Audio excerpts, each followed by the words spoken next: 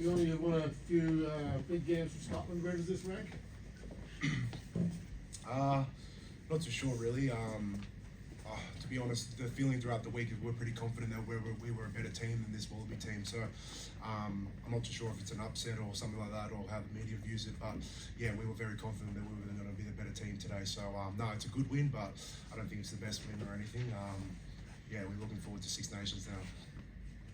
Was it always in the team's mind to do the overthrow that led to your try, or was that just something you decided in the moment? No.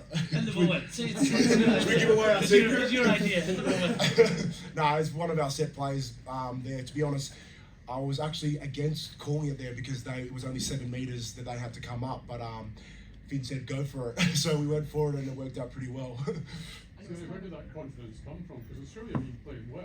You didn't expect to beat them easily, did you? No, we didn't definitely expect them to beat them easily. But to be honest, the way we themed the week is we didn't really feel like they had played a defensive team like us, and we also didn't feel like they had played an attacking team like us. And yeah, we were very confident during the week. We knew we had to prepare well. Obviously, we knew they were going to come in with confidence as well. But we knew once we got into the game that we could make them feel pretty uncomfortable with our defense, especially. How much more did that try mean to you doing it in front of your ground? Oh no, it was super special. I don't really score many tries, to be honest, not for Glasgow, not for Scotland. But so that one was pretty special to score while my gran was here, and knowing how much she also wanted to beat Australia. So no, it was really special. So can you run us through that little contrap with Swali there? Yeah, well, to be honest, I didn't really know it was him that hit me because it felt, I don't know how it looks on camera, but it felt humongous. And when I popped up, I was just kind of looking around at who it was, and then yeah, I saw that he was on the ground, so I said something to him, and then he went off the pitch. So that's all I can really say about it.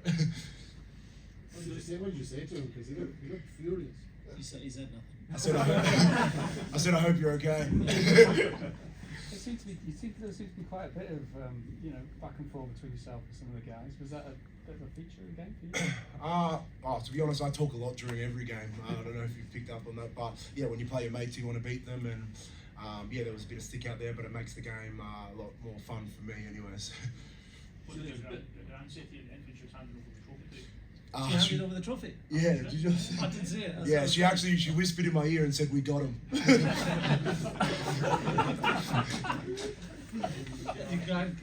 Can she be even more of a legend? Brilliant. Your gran might get a hot reception when she goes back now to Australia. How's she going to be?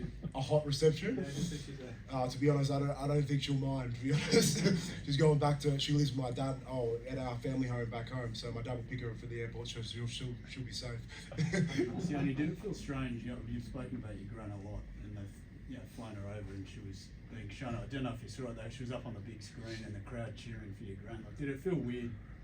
Your gran was getting cheers from the Murrayfield crowd. Yeah, it does feel weird, and to be honest, I feel really blessed just because of this all happening, and not just for me. I was thinking about it pre-kickoff. I'm just kind of most happy, and to be honest, a little bit emotional about the fact that her life's just gone full circle. You know, that she's back here, watching me play for Scotland and watching me captain for Scotland. I suppose I'm just happy that she gets to have that moment, because I wouldn't really be. She moved over to Australia as a young girl, and raised my mum and that with limited stuff, and now she gets to enjoy, I suppose, going full circle and gets to sit in the stand and get some recognition, and yeah, it makes me so happy, genuinely. Yeah, I'm really stoked with how this week's gone. Sione, there was quite a bit of confrontation in that first half. There was a bit of niggle, a bit of bad temper. You mentioned about talking to Joseph Soyi, and I think Duhan gave him a bit of verbal as well as he went off. Was that something that you talked about this week, almost being a bit more confrontational and not taking a backward step in when they're coming at you? Because obviously they're a big pack and they've been playing quite aggressively. No, we didn't really speak about that at all, to be honest. It's not that we spoke about talking more in the game or anything. It just kind of happened the way it happened.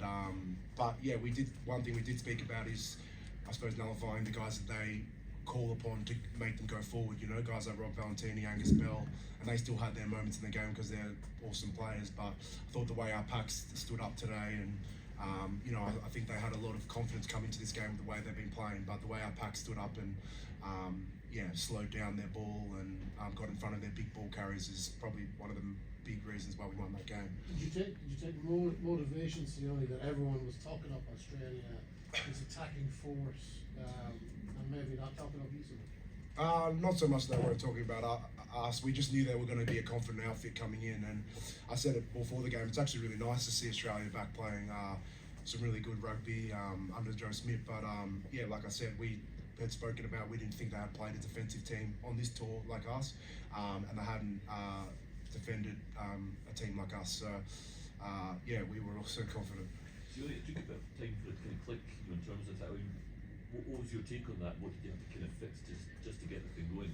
Well, Greg spoke a lot at half time about, us as a backline flattening up and running at them, and I think you saw that back three, how that kind of turned the game. Blair was flattening up, making line breaks. Darcy and Dewey were doing what they do, and I think when we got the ball and we ran at them, we probably got most pay rather than we were shifting the ball a lot in that first half, and they were kind of running us down, if you know what I mean. We weren't necessarily breaking them clean, just more making like half breaks and stuff. So I thought we made a good adjustment there at half time through Gregor and his message. As a player, what do you think that the key learnings are for you moving forward, head to the Six Nations round? I think Gregor spoke about after the game to us as a team is just, we're really happy with that win. But I think the scary thing for this group is that's probably just a 6 or 7 out of 10 performance against a pretty good team. And we know we're the only ones on the training ground. We're the only ones that see what we can pull off for training. It's just about cleaning up the few errors that we had in that game, and I actually think that scoreline could be a lot bigger. We made a lot of errors on our set piece and stuff like that when we were clean through, and if we can clean up those things and maybe be a bit more ruthless with our set piece in the finish zone. Or we had a couple of lineouts that we lost there. I think we're talking about we're a pretty dangerous team. Greg, Thank you. Let's see how it Oh, goes. sorry.